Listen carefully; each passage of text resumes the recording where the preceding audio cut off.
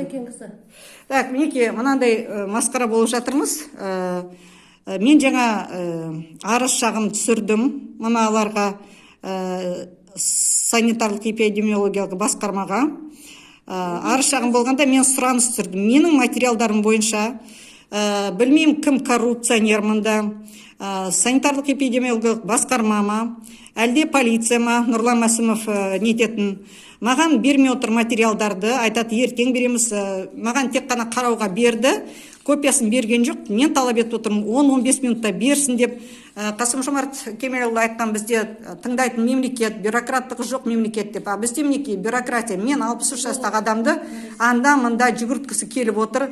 Маған копиясын соны бермеді. Менің арызым бойынша мінекей Сладко деген компанияға, Сладко деген дүкенде 2 сатушының біреуіне ғана штраф айыппұл салынды, маска режимін бұзған үшін, біреуінде нетілмеді.